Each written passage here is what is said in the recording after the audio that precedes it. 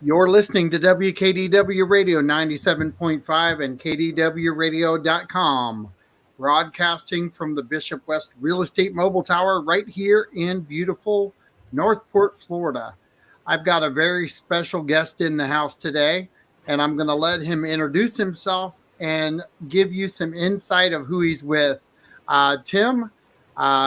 Tim Kenny. Hi, John. Thanks. It's great to be here with you. I am talking to you right now live from the hangar at Agape Flights in Venice, Florida. And I know a lot of folks in the area are quite familiar with Agape Flights, but not everybody is. So if you don't mind, John, can I just tell you a little bit about who we are? Please do. Please do. Absolutely. Agape Flights is a Christian aviation ministry. We're located here in Venice. We were founded in 1980 by a couple named Keith and Clara Starkey. And since that time, since 1980, Agape Flights has operated missionary supply flights, initially just to Haiti. But over the years, that has expanded to the Dominican Republic, to the Bahamas, down into Cuba, and then also when there's a disaster like an earthquake or a hurricane, which unfortunately it seems like there are so many of in the islands, then we become a relief transportation organization and trying to respond as quickly as we possibly can to help get supplies, get medical care, get rescue workers, whatever it takes, to a disaster area. So that's us in a nutshell. There are about 300, maybe 350-ish missionaries in those three countries that we serve the most right now, which are Haiti, Dominican Republic, and the Bahamas, and countless more in Cuba that we can only serve from time to time as regulations permit. So I'm gonna keep it local here for a second because I was reading online a little bit that you also did a lot local with the last hurricane that we had here in Florida. Can you kind of talk a little bit about how that affected you and how your organization handled that whole situation? Sure can. In fact, I mean, I want to mention that I personally joined the organization here. I got to town just 4 days before the hurricane. Wow! So it was quite an eye-opening thing. John, can I interrupt you and just ask for the link to the program? I've got some folks that are messaging asking for it. If they actually go to Real Talk 97.5 on Facebook, or YouTube or Twitter, they can actually find us there, or they can go to WKDW Radio and click on Listen Live Now or 97.5 FM locally. Great, thank you. You're welcome. I want as many people to tune 100%. in as we possibly can. So anyway, with Hurricane Ian, again, I arrived here, my wife and I, just 4 days before the storm, and I was due to start work just a couple of days later at Agape Flights. And what this organization did is what it's always done when there's a disaster.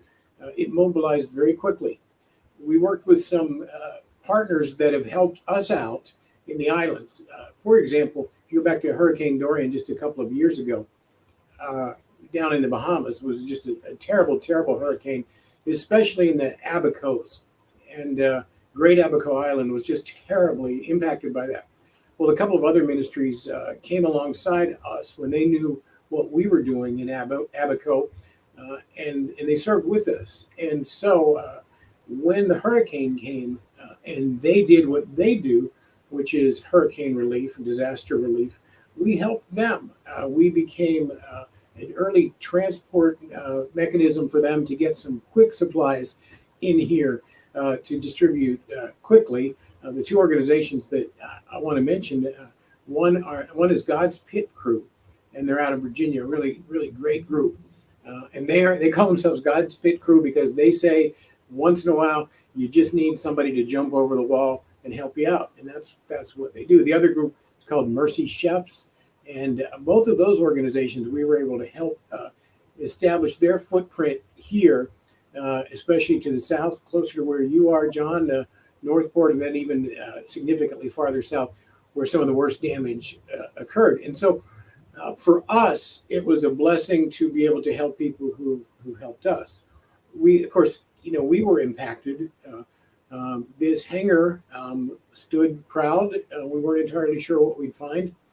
I have a friend who's a meteorologist in Orlando, and he sent me some of his data. And we were looking at 114 mile an hour winds over top of this hangar. But all was well, and we were all impacted. There was a lot of mess here, but we were able to keep doing, helping out those two other groups. Yeah, that's fantastic. And how big is your organization in the Venice area now? Sure. It's interesting. We do about 2 flights a week down to the Caribbean. We've got about a dozen employees. But what really gives this organization its wings, so to speak, both figuratively and literally, are our pilots and our volunteers. And we are blessed to have volunteer pilots. Now, there are about 125 active volunteers that keep this organization going every day, John. And then we've got 4 or 5 very experienced volunteer pilots who work for us. So to give you an idea of what a volunteer would do, I have to sort of take you inside behind the curtain of what we do here at Agape Flights. So several times a day, FedEx, UPS, the other couriers, and the Postal Service show up here at Agape Flights, and they have packages, things that these 300 some odd missionaries have ordered and asked to be delivered to them. Well, we take those into our warehouse.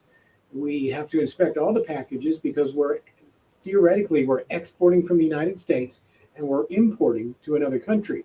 And so, if you sent me a box and it said this box contains cookies, first of all, I'd probably eat them.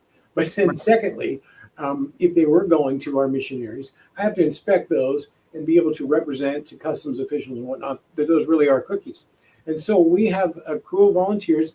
We've got 5 crews, Monday through Friday, they're in here. Sometimes I get into work sometimes at 7:30 or 7:15, and there are volunteers already waiting. The office opens at 8, and they come in here and they open and sort every package. They sort all of the mail. It looks like a little miniature post office here, where every missionary that we serve, we actually are their home address. And so these volunteers touch every piece of mail. They pray over every piece of mail. They pray over every package. I was watching a plane get loaded just today, a group of volunteers, men and women, who have found themselves in a position where they can help one day a week. And then I came back upstairs. These offices here at the hangar are located on the 2nd floor, and we've got great big glass windows where we can look out to the hangar. And a group of volunteers had just finished loading a plane for Monday's departure, and they gathered in a circle, and they joined hands, and they prayed.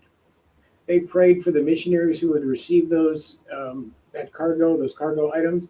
They prayed for the pilots, and they prayed for the people who will be served in the countries that are in such desperate shape right now that might not know where their next meal is coming from, or might not know where to even lay their head. And I was standing here watching that prayer, and I looked over at Alan Spear, our CEO, and we both said almost at the same time, never gets old seeing that. And it really doesn't, John. It's just such a blessing. And that's really the heart of the volunteers that make this organization run. They do everything from mopping the hangar floor to sorting those packages, literally to flying the airplane. And to give you an idea how big a deal that is, John, I'm fortunate enough, I possess a commercial pilot's license, and I don't have the skills necessary to fly these turboprop airplanes. So these are successful business people, who have other things to do and have just a tremendous amount of aviation experience and a heart for the gospel of Jesus Christ. Let's talk a little bit about what happens on the trips out. You talked about the prayers and everything prior to. What's the reaction when you hit the ground? Well, I'm sure you can imagine, John. Let's take, for example, Haiti, which is certainly of the 3 countries that we serve, every week or so. Certainly, circumstances are the most difficult there, and so there's certainly anticipation. Everything that is on that airplane has a place, has a job, or has somebody who's hungry for it. it's really that true. The missionaries form a co-op so that, I mean, in Haiti, there are times that it can be very dangerous to travel. There have been times in the past year, and in a little while, I want to tie this all together with an event that we're having here at Agape Flights tonight, John. But I'll leave it there for a minute. But just tell you that it's been really difficult in Haiti, and so people are very happy to hear us.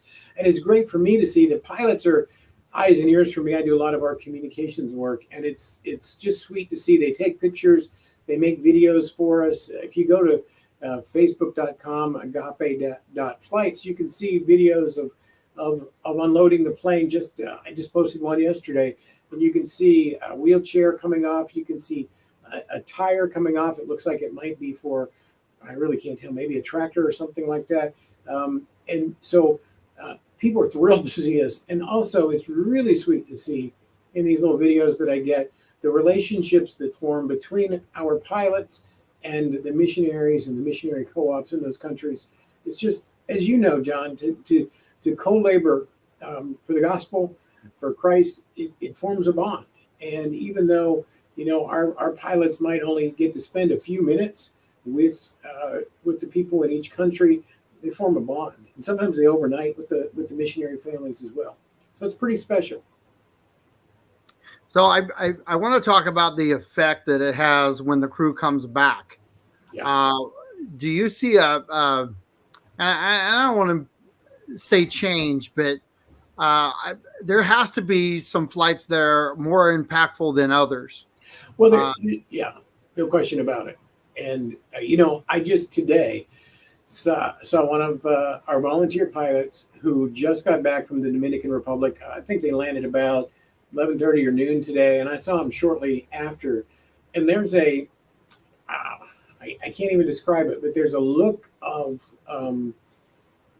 service and of joy in his eyes. And I wish I could be on those planes and to see that, because these guys are our ambassadors. And when you think, one of the things, this is not what we're here to talk about today, John, but coming up 2 weeks from tomorrow is our open house, our open hangar. It's called Pie in the Sky. And we're going to debut a video at that event.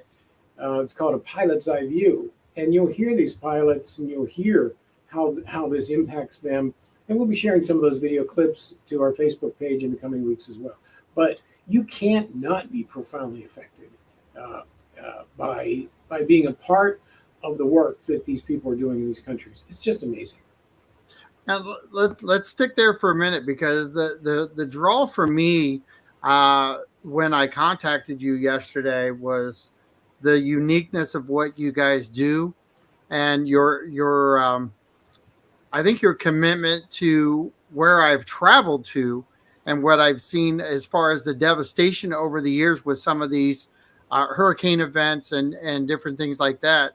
The Bahamas is a great place to vacation, but they have limitations a lot of times on resource, and having you guys be able to fly food in is an amazing feat. I remember going there on vacation, and it's surprising that if you pack food, you actually have a good trade item. You do. And it's amazing what you learn if you just pay attention and go outside of the visitor area, maybe go downtown or what we consider downtown and they consider just town. Yes. We had the unique experience of eating out of the back of a trunk. Wow. And it was the mayor's wife who actually, or the president's wife, I believe, that did that. Of the town we were in, and it was just really unique to see everyone come out when she opened the lid of her trunk. And the people we were with, they were kind of thrown back because we actually ate the food out of the back of the truck or trunk of her car, and she was super nice, super pleasant. We were one of the very few, as far as visitors to the area, that stood in line and actually paid for it. But if the locals were eating it, that's right. we were like, all right, but I got to tell you, it was really good, healthy soul food that we were getting there, and it's amazing how thankful um, they were. And we all look at restaurants as the place to be, but man, I got to tell you, there was a lot of love coming out of the trunk of her vehicle. Well, And go ahead. a big part of island culture is food, and you mentioned the Bahamas. So the three primary countries that we serve on a regular basis, and even Cuba. This is so true for. There's two versions of each of those countries. There's the version you see in the travel brochures, and even Haiti, as difficult as circumstances are there, we've got cruise ships that stop, in a beautiful cordoned off beach port in Haiti. But in all these countries, there's the side that you see in the travel brochure, and then there's the reality that so many people live with. Like I love to travel to the Bahamas, and my wife and I have been to many of the out islands. It's a very different existence than you see on TV. And to not have power for a day in the out islands, I mean, that's a big deal here. It's Tuesday there, Yeah. and the stores might be the size of like the den in my house, as an example. I don't have a house right now. I don't have a den, but you know what I mean. And if the mailboat didn't get there that week, you don't have food. And so one of you're not going to go hungry because everybody's got a little garden and you can fish. But you get down, let me play this out a little bit farther though. You get down to Haiti, where the resources have been so in short supply. So much of that country, they cook with charcoal, and so many areas have been deforested. And then fish is the primary source of protein, and the waters close to the shore have been so overfished. And that is not a criticism, John. I'd do the same thing if my family were hungry. But Right. something that we got to be a part of, to take this one step farther, is there's a little island off the coast of Haiti, about 8 miles off the coast of southwest Haiti. It's called Île Vache, and in French, that's Cow Island. So I assume there are cows on Cow Island, but I know that there are some wonderful people and churches. There's a sweet little Catholic orphanage there, and in Île Vache, again, it's an island 8 miles off the coast of Haiti, so they can't run to the grocery store. We got a call some weeks ago. We need sails in Île Vache. The local fishing fleet, their sails were just all beat up and depleted, and they couldn't get out to deeper water to get to where the fishery is still intact. Wow. One of the taglines about Agape Flights is we listen, we respond, and we deliver. And so we listened to that problem, and what do? Well, we thought about some friends in the area. We made a couple of calls. Let me just Google and make sure, just while we're talking, to make sure I'm not going to give the wrong name. But we called our friends at Hope Fleet. Danny, I just wanted to make sure I didn't mention call you by the wrong organization, but they're located up towards Sarasota, John, and we asked them, where can we get some used sails? A couple of days later, they connected us with a group in New Orleans called Sails for Sustenance.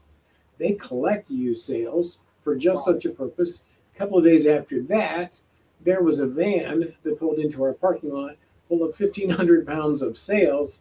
And not long after that, sails were being delivered to Lacaille, Haiti, and then being taken over to Île Vache on a boat that Agape Flights provided, so that those people can fish and feed their families. And that's the kind of God-sized miracles that we see all the time here at Agape Flights.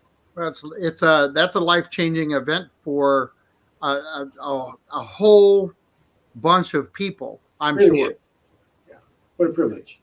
So what's the impact that you're seeing on the I want to be careful because I don't want to sound like I'm talking down, but what's the impact you see on the religious side and the connection with what you guys are doing and bringing the spiritual side of everything into these countries? What's the reception like on that end?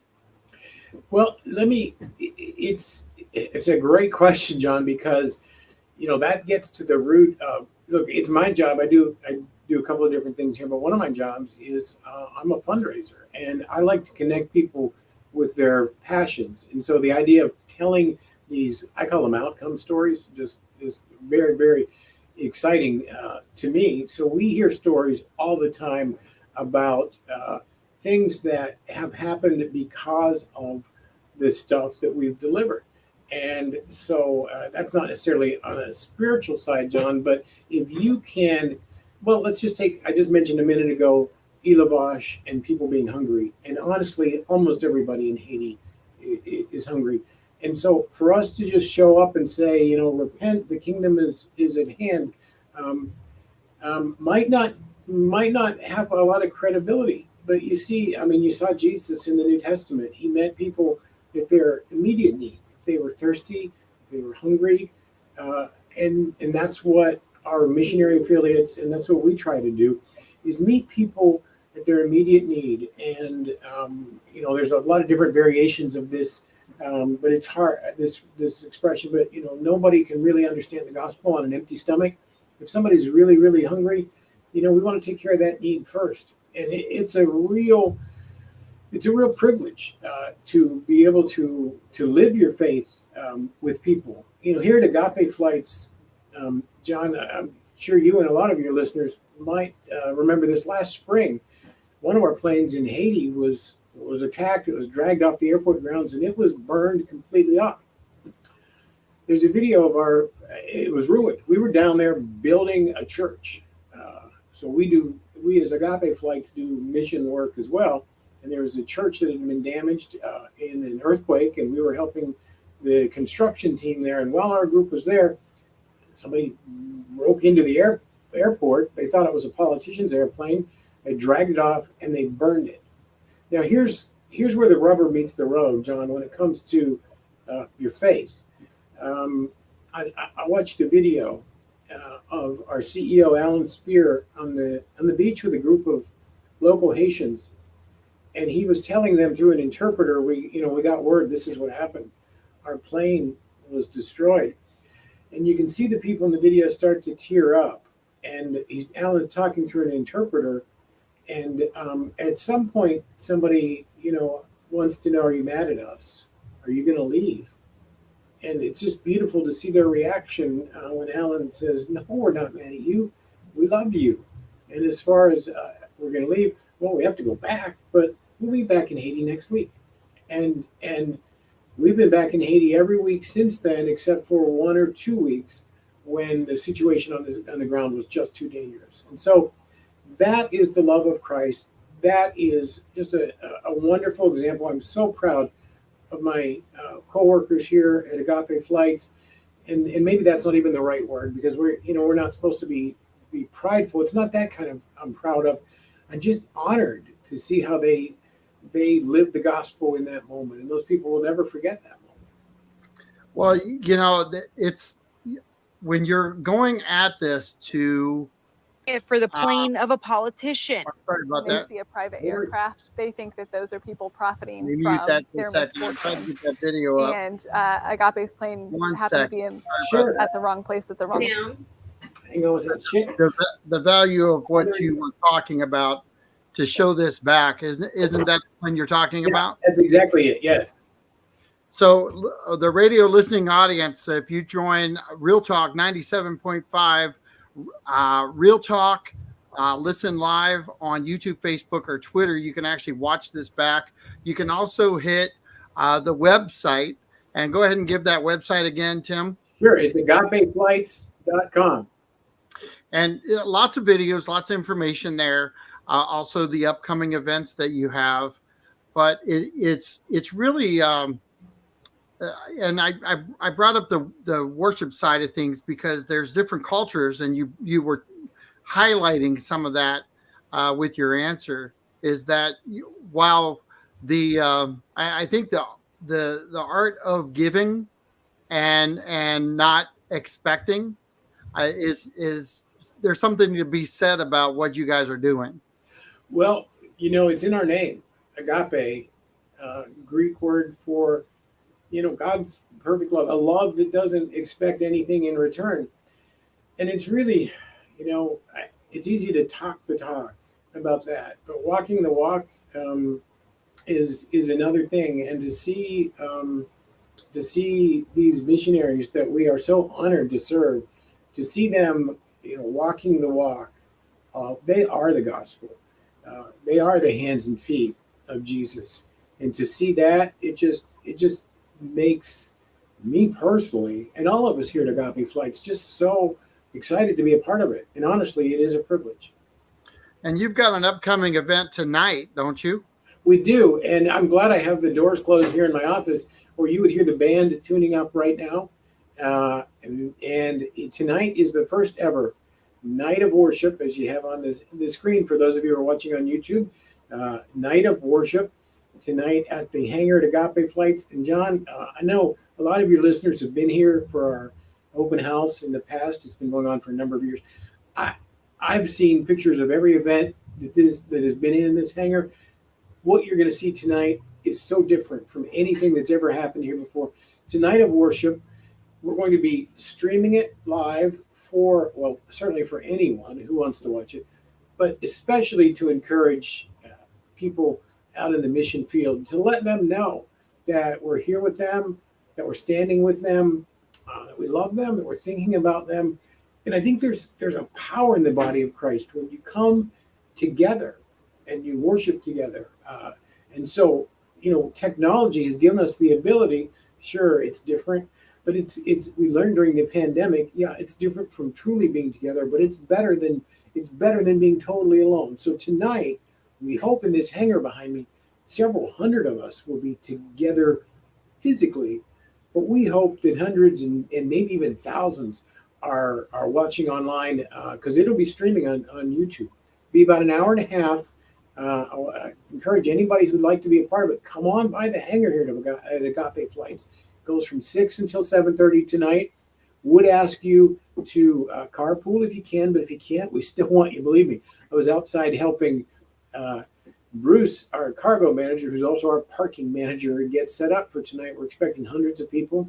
Grace Community Bible Church is providing the worship team, and they're doing the live video and sound production. And we're really excited, John. It's if you take a peek at our Facebook page right now, you'll see some photos I put of the preparation that's going on. It's gonna be a good night. It's good to worship the Lord together. So, explain the expectation of the event tonight and Sure. what people can expect when they get there. Absolutely. What we'd like you to do, as I say, is bring a friend if you can. You're going to come to the Agape Flights hangar. It is at 150 Airport Avenue East. If you have your GPS and you just tell the GPS, take me to Venice Municipal Airport, you'll end up about 200 yards away and you can't miss all the fun. You park and you'll come in, and it starts promptly at 6. You'll have a seat. We've got hundreds of seats of chairs set up, and we're just going to worship together in song and in prayer, and we're going to just let the Spirit of God move as we worship. I don't mean to suggest that we have a whole plan. Certainly, the worship team has a plan, but we're open to the Spirit of God. And I just think, thank you for showing that video. Those of you who are watching on YouTube right now, John, thank you. That's some of the preparation that's going on here at the hangar, and you can see looks like a real thing, and it is a real thing. That's a great line. It looks like a real thing. Well, John, for weeks, and I don't mean that to suggest that Agape Flights doesn't do. We do awesome real things, but for weeks this thing has been, what's it going to look like? What's it going to look like? And we've been working, doing the normal things that we do here at Agape Flights, getting our mission flights out, and preparing for open house in 2 weeks. And so now to look out here and see this event is real, and I am so excited for it. I have a few friends in town that I've gotten to know in the time I've been here.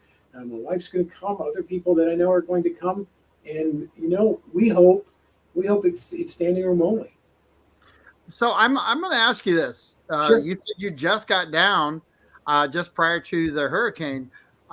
Were you associated with anything like this organization prior to this? No, no. I've spent most of my, thank you for asking, most of my career I've spent in some form of communications. The last 13 years before I came here, I was privileged to serve at the Billy Graham Evangelistic Association in Charlotte, North Carolina. And so, in terms of, yes, a Christian ministry, but nothing like this. Probably the closest, sort of a sister ministry, a lot of the same people involved at Billy Graham, Samaritan's Purse. They do a lot of great relief work. So that would be the closest thing. So, when I got to Agape Flights and they're talking about the Haiti earthquake of 2010, well, I remember that well, because at the Billy Graham Association, we dispatched chaplains, and Samaritan's Purse did relief work there too. So it helps me, coming a little bit from that background, to be able to plug in, Hurricane Dorian. Again, Billy Graham and Samaritan's Purse were involved. But in terms of doing what Agape Flights does, John, this is a special organization. It's a different spin on mission aviation. So many times when we think of mission aviation, at least for me, I picture maybe the pilot with the Cessna 182 in Papua New Guinea or something like that. And that is really the quintessential example of mission aviation, where what you do is you take the 3-mile journey for the pregnant mom and you to the hospital, and you cut it down to a 15-minute flight. That's what we typically think of, or the traveling pastor, when it comes to mission aviation. But what Agape Flights does, the stateside support to frontline missionaries in the Caribbean, that's unique. Well, we've got about 16,000 listeners roughly listening in on the internet right now. Once again, why don't you highlight how they can be part of the worship service tonight? Absolutely. We would love to have you either in person or online. Let me tell you how each works. In person, come to the Agape Flights hangar at the Venice airport. We'll get you a seat. We'll get you parked. Well, we'll get you parked first and then get you a seat. And that's all you need to do. It's free. I've been answering messages on social media today. How much does it cost? Bring your heart, bring your singing voice. And if you don't have a singing voice, just make a joyful noise unto the Lord. It doesn't cost a thing.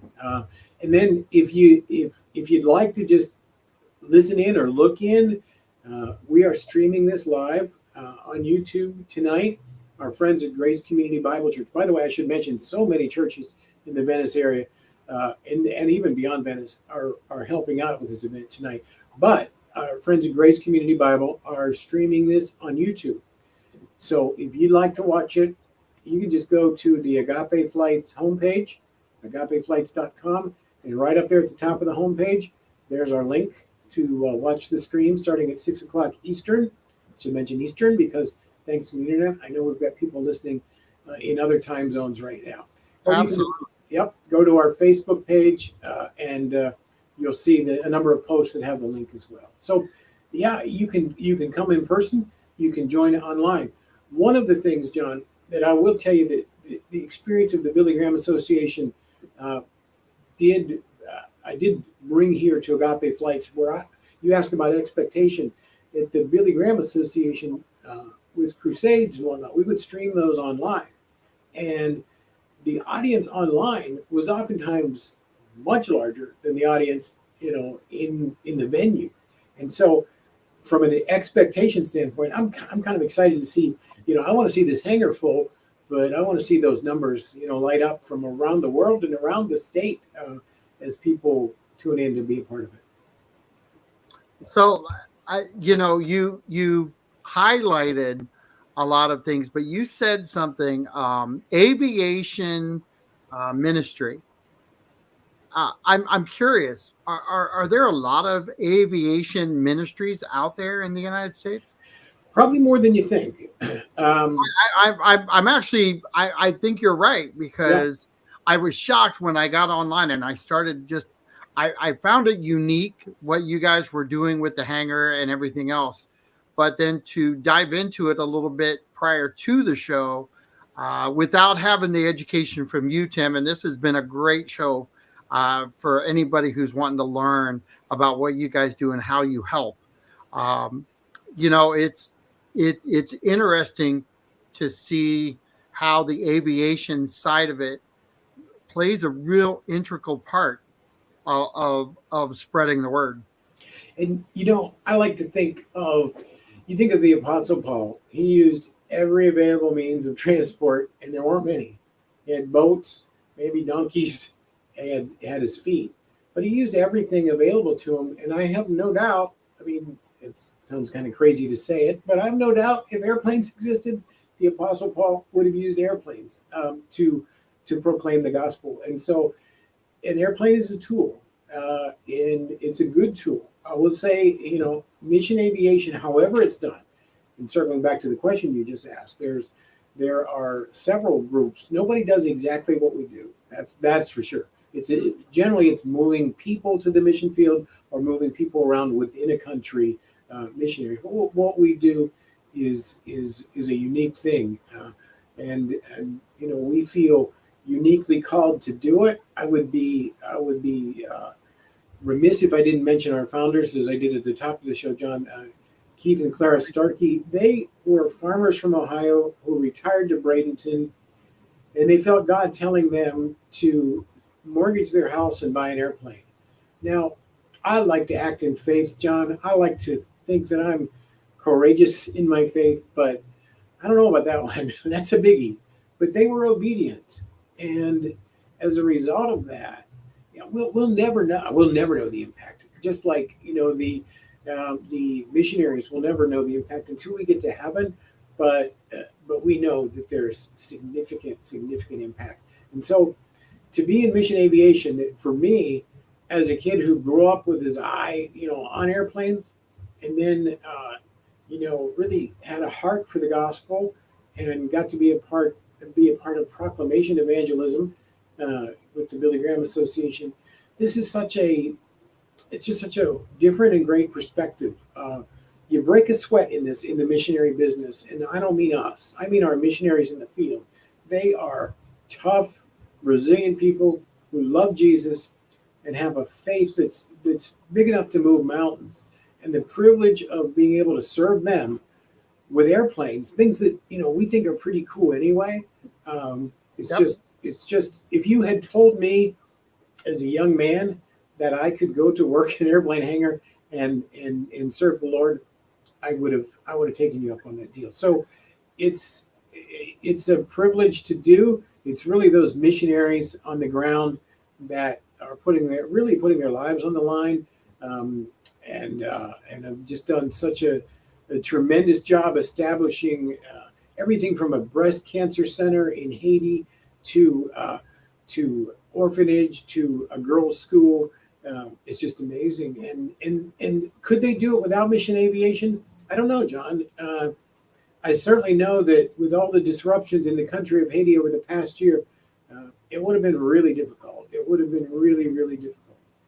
And, I mentioned a little while ago, and don't cut me off, but I'm a fundraiser, and this is expensive work. Well, you do it. Yeah, it is expensive work. We just sent one engine of one of our planes, and we have two planes, each with two engines, off for an overhaul of one part of that engine. So this is not like a complete top to bottom overhaul. Think of this as maybe like getting your flywheel replaced on your car. I don't want to tell you how much that cost, but it was six figures just to do that. And so this is expensive. We want to do this work with excellence, and we do it with excellence. Our pilots, pilot mechanics are really dedicated to maintaining these airplanes well. Our volunteers keep them clean and load them up. But this is, even with all that, this is an expensive proposition. And I am so blessed to be able to get to know the donors that make this ministry happen. I can tell you that we have donors in just about every state in the country. I can tell you that, I don't want to get too personal here, but there are people who are in circumstances that you and I just can't imagine that's so into this ministry. Once a month, we get a check from an inmate, to give you an example. Yep. And elderly folks, will send in their check, and it really, it really humbles you. It makes you want to work harder, makes you want to be a better steward of those resources, and we just really appreciate it. We really, really appreciate it. I was so surprised when I came here at the support from the local community. Coming from the Billy Graham Association, which is a wonderful organization, it's a global organization. Support is spread out throughout the country, and the organization happens to be located in Charlotte, North Carolina, but most people don't have any kind of a relationship with it. Here at Agape Flights, people in the community feel such an affinity for this organization. They feel an attachment to it, and they feel a call to support it as well. So it's an amazing community that supports Agape Flights, and we're just so grateful for it. And most of it, we have donors all over the country, as I said, but definitely the preponderance of it comes from right here in Southwest Florida. If somebody was looking to donate, whether it be time or dollars, what would they do? Well, I'd love it if they'd give me a call. You go to the Agape Flights website, and there's an About Us, there's a contact page. Please give me a call. I would love to connect somebody with their passion. And here's what I mean by that, John. I was communicating this morning with an audiologist over in Miami, a doctor of audiology, and her passion is audiology. And she is working with an orphanage in Haiti with a special boy who has a condition where he has no external ears at all. And she made a special hearing aid for him, and Agape Flights was able to fly it back and service it and get it back down there again. But Dr. Jane, as I call her passion is audiology. And to be able to have a way to connect her passion, in this case, now she'd already been there, but in terms of servicing that hearing aid, that's what we love to do. And with donors, if you have something that you're passionate about, women's issues, children, newborn nutrition, whatever it happens to be, we work with missionaries in the field who specialize in those things. And when you support the ministry of Agape Flights, you're helping to get those missionaries what they need. As I say, this is, it's expensive to do missionary aviation. I like what my boss, Alan Spear, says about it.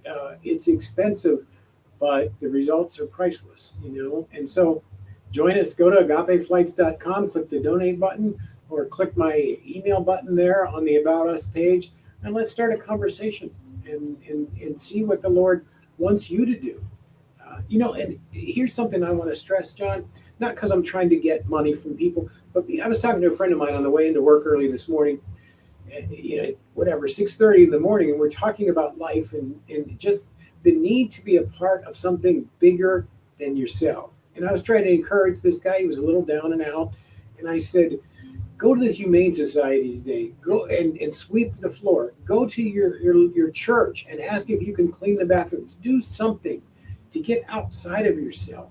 And so when I talk about donating to the mission and the ministry of Agape Flights, I do work with donors that are called to give, as the former president said, bigly.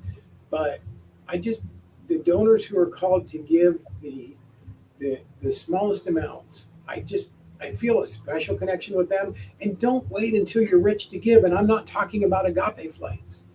The Word of God says in Malachi that I will, if you give as you're commanded to do, I will pour out a blessing so great that you can't contain it. And so I'm not telling you to give to Agape Flights. I'd like you to, but you don't have to be rich to support a ministry that you're passionate about and that you feel called. I believe that in godly math, that $10 check or that $5 check might just be as powerful as that $10,000 check. So to my buddy who, is always saying, boy, if I were rich or if I hit the lottery, I'd like to this or I'd like to that. Don't wait. You'd be surprised what God's waiting to do with what little you have to give, whatever it is. Well, it used to be that you could say, I'll take my $5 from McDonald's and donate it over. I guess that's almost $15 now.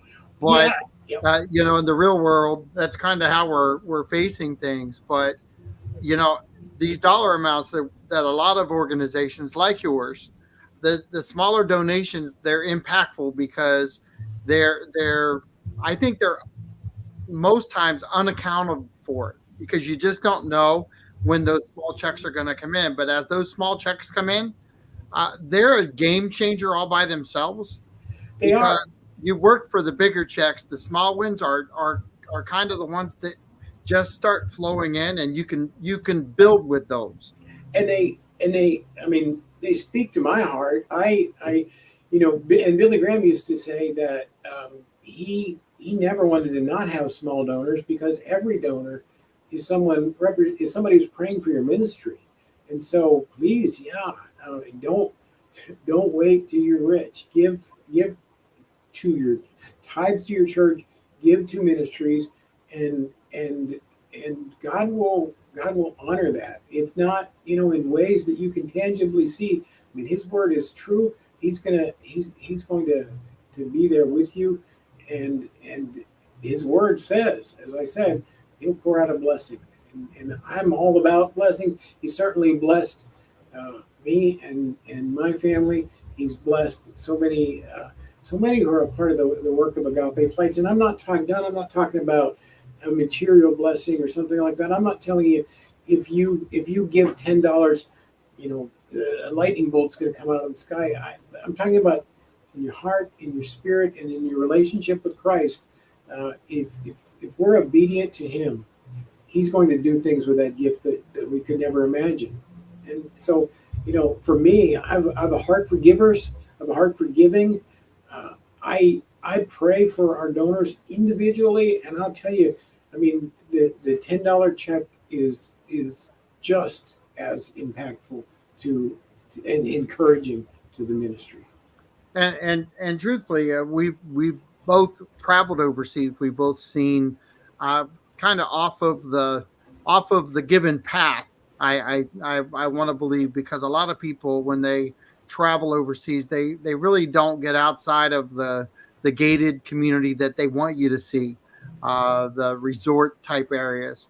I will tell you that uh, every time I've ever traveled overseas, I can't wait to go see real life, Yes. Yeah. and see what it's really like. Yeah. And I'm more appreciative. I think I'm not as appreciative of what I have as much as I am respectful of what they have, Amen. uh, because if you can find happiness with what little resources they have at their fingertips compared to what we have, Yes. I can't believe a lot of times how miserable we think we are in comparison. John, I just got a video from Haiti this morning. I haven't had a chance to post it yet, but it's children singing at a church dedication. The Haitian people, and I would say the same. I mean, I don't know what it is, but island people have a special joy, a special ability to make something out of nothing. They, the Haitian people, the Dominican people, the Bahamian people are some of the most joyous people that you'll ever meet. They live in multi-generational families. They don't live alone like we do. They don't die alone, and there's something to be said for that. There is. We've got about 6 minutes, 5 minutes left. I really want to hit your events again pretty You. hard Sure. because the one tonight is very important to your organization. As you well know, you've done a lot of work setting up for this. How many people have been working on just this event to get tonight's event to be as smooth as possible? Wow, that's a good question, and I'm going to be totally honest when I tell you I don't know because so many of the churches have come together. The good folks from Grace Community Bible Church doing the production work for us, and it's just such a labor of love. I've seen people I've never seen in this hangar before, so I literally can't tell you, but there are dozens of people that have been involved in this, and we hope that in about 2 hours there's hundreds of people involved. would you say it's a non-denominational Absolutely. event? Yes, it is absolutely. I want you to know that no matter what kind of music you like, I think there's going to be something here for you. You know, music should unite the body of Christ. It should not divide us. And I've gotten a lot of questions in social media. What kind of music you're going to have? We're going to honor the Lord. And if you like contemporary music, Christian music, contemporary worship songs, I guess I should say, contemporary worship songs, you're going to hear some of that. If you like hymns, you're going to hear some of that. If you are not a native English speaker, chances are you might hear something in your language tonight. That's all I want to say about that. But it's going to be special, and it's about what happens when the body of Christ comes together, John. And we worship the Lord as one. Well, I want to wish you extreme luck. Thank you. And I don't think you'll need it. I think you've put this organization together, and you've got a success story in the making. Well, it's not a beginning, but no, there's it's not, John. 42 years, this organization. And, you know, as aviation evolves, this organization has evolved as the ministry needs change out on the mission field. And even this, who would have imagined in an airplane hangar, hundreds of people worshiping the Lord in an event that's going to be streamed, you know, around the world. And I mean, I know, for example, in Cuba tonight, I know of hundreds of people that have gotten special Wi-Fi access one day only just to be a part of this tonight. So it's pretty special. And then, you know, just 2 weeks from tomorrow, I can't believe it, is the open hangar here at Agape Flights. It's called Pie in the Sky. Come by and you can see and touch the airplanes. You can meet the pilots. You can find out where we fly, how we do what we do. It's called Pie in the Sky because we have free pie and free pizza pie. And of course, the sky kind of speaks for itself. We have an auction where we'll be auctioning off pies and some other cool things. And it is free. It's all free. It's free tonight. It's free 2 weeks from tomorrow at Pie in the Sky. And we just love to meet and fellowship with our neighbors. And that's what we want to see happen here. Well, I got to tell you, this has been a learning experience to listen to what you guys do.